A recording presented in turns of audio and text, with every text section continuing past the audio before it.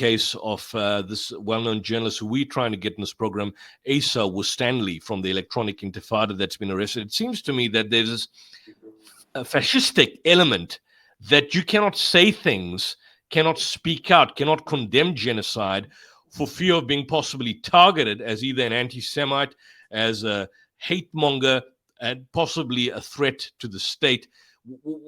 Just unpack that for me, because as a South African, I find that hard to decipher in light of the fact that we come out of that very same dispensation during the heights of apartheid. Okay, let me, first of all, this government is not in any way representative of the feelings of the country. 70% of the people in this country, and that's more than 50%. And bear in mind, this country is made up of 85% white people. 70% of it are not happy with what's happening with the genocide. We see everything on social media. We don't see anything on TV. We don't see anything in Sky News.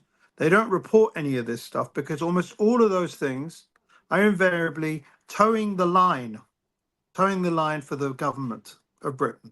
That's what they're doing, okay? No one who is a serious human being believes a word that comes out of the BBC, Channel 4. I've actually boycotted Channel 4 since I said I'm going to listen to them for a few days, and I just listened to them, and I just realized these guys are just literally parroting whatever suits the British government, and they are an organ of propaganda for the state. And they're not alone. All of the mainstream media are doing exactly that. Now, that is reflected in the fact that in Holland, we had a situation where Israeli terrorists, IDF members, who are part of this football hooligan group, go to Holland, smash the place up. They then get beaten up, rightly so, because people have a right to defend themselves. And one of the Sky News reports from Holland reports truthfully what happens. And then what do? That report is then pulled by Sky News. Next day, and they change it and add bits to it and whatever else. And then you've got the parroting of all government leaders, not just Britain, but all of them going along the lines of, I can't believe the level of anti-Semitism that has been shown to Israelis in Holland. And it's like a machine, a propaganda machine that is basically creating the narrative, and they just do as they're told, including David Lammy, our foreign secretary, our prime minister, the prime minister of Holland, and this, that, and the other. All of them exactly the same thing. American politicians using exactly the same kind of wording. But I want to get to Asa Stanley, to Sarah Wilkinson, to Richard Medhurst. All three of these people are close personal friends of mine. All of them are in my phone and are people that I speak to. And every single one of them has been fired up by the fact that this has happened. What they want to do, and it's the MI5, MI6 special branch, whatever the hell it is, that's arrested them for the anti-terror, and almost all of them are under Section 12 of the anti-terrorism rules and regulations, which carry hefty sentences, yeah? And you don't have a lot of rights to them, as to those, to the law, like lawyers and this, that, and the other. They can keep you for 7 days without letting anyone know that you've been arrested. Now, and it's happened to a few other people as well, but they've done it to people thinking to them, I don't know what they're thinking actually, because it's idiotic. Because you're picking on people who have got the hearts of a lion. Because those of us who are activism, political people, are standing there calling a spade, calling Israel a genocidal country. We're not scared of this kind of intimidation. Our journalism and our people are not going to stop. I'll give you an example. I was on Politics Live on BBC Two during the elections. I was supposed to be there for 5 minutes as an interview, one-to-one with Joe.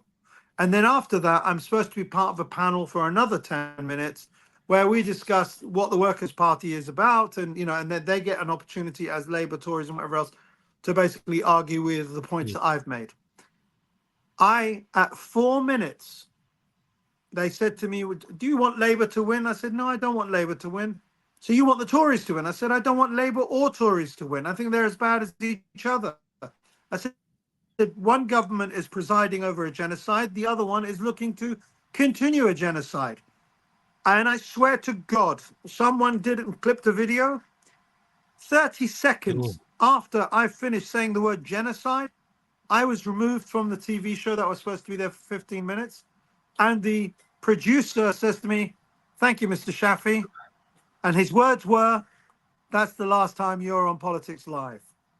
Wow. So But the irony, Hoz, is that despite all of that, there's two aspects of the question. One, do you not see a slight shift from mainstream like BBC and Sky compared to what it was some years back? Because the far right media like GB News and Talk TV and all these other kind of gutter level journalists actually criticized the BBC for being too pro-Palestinian. It's like kind of an inversion of reality that we see in real time. I mean, you couldn't make this up. you got to bear in mind that GB News and Talk TV have got a specific audience. That target audience wants to hear that kind of stuff. The people that listen and watch that kind of TV program are the kind of people who are proper Islamophobes. They don't like anyone other than most probably white people and European white people. They are racist to the core. And you've only got to see the kind of people they bring on and then they try to abuse them. And that's all they Yeah. do. They don't sit there and have a conversation in peace with these people. But the BBC, Sky, and all them, they are a nuanced propaganda machine. GB is in your face, anti everything that's humanity. So is Talk TV. They literally don't care, and they are working for the right wing of the UK society. And it's not even UK society. Are they It's popular or just popular amongst a certain fringe element in the UK? Because they appear on our feeds in South Africa quite regularly well that on YouTube, for some bizarre yeah. reason. Well, that's all to do with algorithms and to do with wanting to create a certain narrative, and it's literally a press of a button which way you want this stuff to appear or not to appear. And a lot of that also depends on the kind of person that you are. If you end up watching for instance, if you like watching fights take place between two people, your feed will get filled up with that. If you want to see how racist certain people are in Britain and you start watching that, that's what you end up seeing a lot of, because that's just, their attitude is it's just about driving revenue in the direction they need it to go. So I wouldn't blame anyone other than your own people who are using these things. It's not like because South Africa is a world away from Britain, and South Africa is the country that went through apartheid and overcame apartheid and is now a nation in good standing with planet Earth and humanity, specifically because they've had the courage to take Israel to the International Criminal Court. There are not many countries that would do that because everyone is scared of the power of Israel.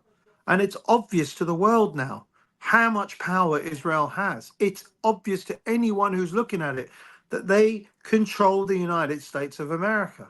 Whatever they want, the Americans just do it. Whatever they want, the British do it. Our government and our people are in complete disconnect with the power systems that the Israelis have control over. We don't have any kind of control over what's going on, and it is frightening that 98% of the APAC, yeah, Yeah. representatives were brought into, won their seats. The APAC spent £100 million or $100 million to win 300 plus seats, Democrat and Republican, yeah. And they sit there and go on about how much the power they've got, and yet they blame the Iranians in interference, Russians in interference, but no one's willing to talk about Israeli interference. No one's talking about how they control what happens. The fact that in Britain, nearly, I don't know, they've got 400 odd members of parliament. More than half of those are Labour friends of Israel. The Tory party is a higher percentage. What's Conservative Friends of Israel? They own our politicians, whether it's through Epstein files, whether it's through, I don't know what else they've got. I mean, they've obviously got a mechanism by which You do them a good job, you do them a solid, like Nick Clegg did, and then you get to Yeah. become the director of X, Y, and Z at Facebook for life, getting paid millions of pounds. And it's a cycle that these people have got of power that stays within a certain area, and they're the Uh, ones in charge of it.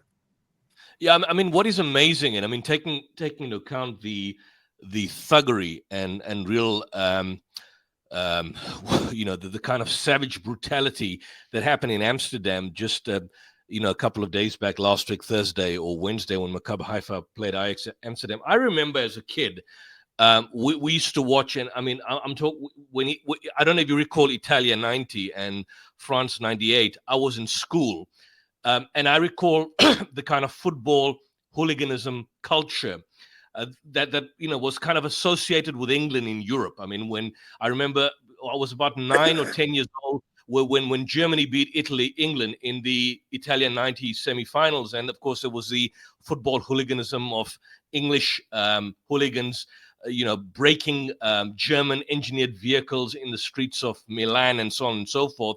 But what I find systematically is that you then had a situation that the United Kingdom government, the British government, the sensibilities of society came out and basically condemned this as a kind of an aberration that is not truly reflective of, for example, English society or English culture for that particular manner.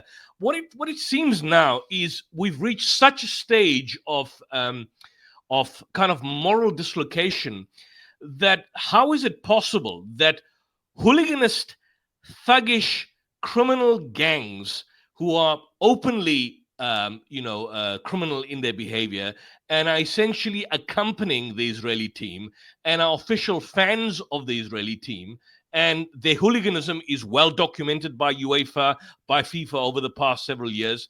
You have a kind of a moral duplicity where, whilst the traditional hooliganism culture has always been condemned, you have a situation that the Israeli hooliganism, these people, these thugs, not only find themselves embraced by Western leaders, but essentially find themselves as being treated as victims when they parade the worst anti-Palestinian, anti-Arab, anti-Muslim bigotry and their glorification of genocide in European cities. I mean, I know, there's going to be a forthcoming match tomorrow night, I believe, in Paris, in what you call, I believe, the UEFA Nations League.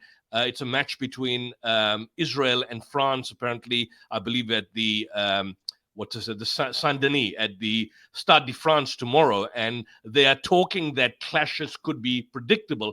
But what I see the reports is that there's a concern about the rise of anti-Semitism. I mean, you couldn't make this up.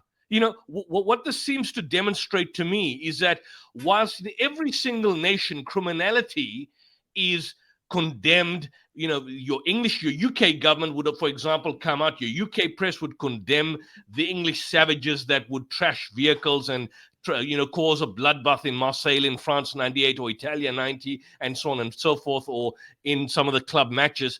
But when it comes to open criminality that's not even officially state sanctioned by the Israeli government, these thugs are essentially lauded as victims of anti-Semitism, and you've got an entire, Netanyahu stating he's ready to get a plane to come and pick up these bastards that have caused this kind of hateful fest in the streets of Amsterdam. How does one explain? I mean, it's difficult to understand this. First of all, can I just say that English fans are not like that anymore? And when they turn around and said that England fans were this, that, and the other, when you compare them to the actual number of people that go to football matches, they're a tiny, small percentage of people. And that's been cleared up and cleaned up. Those people that used to go around, like the ICF used to go, called the Intercity firm for West Ham, that used to travel to go and have fights. That doesn't happen anymore. And if it does happen, it's between clubs that really properly hate each other, but it's tiny amounts, and the police are on top of it. So that I just want to say that English football hooliganism is not what it used to be, and I'm glad that it's been dealt with. We live in a society where we've got more cameras per person per head than anywhere else in the world, so it's hard work to get away with that level of violence. But also I think that it's changed to a lot more family focused in England. As far as these people are concerned, listen, no one that saw what they were saying. They were saying, where's the effect of there's no schools anymore because there's no more kids in Gaza.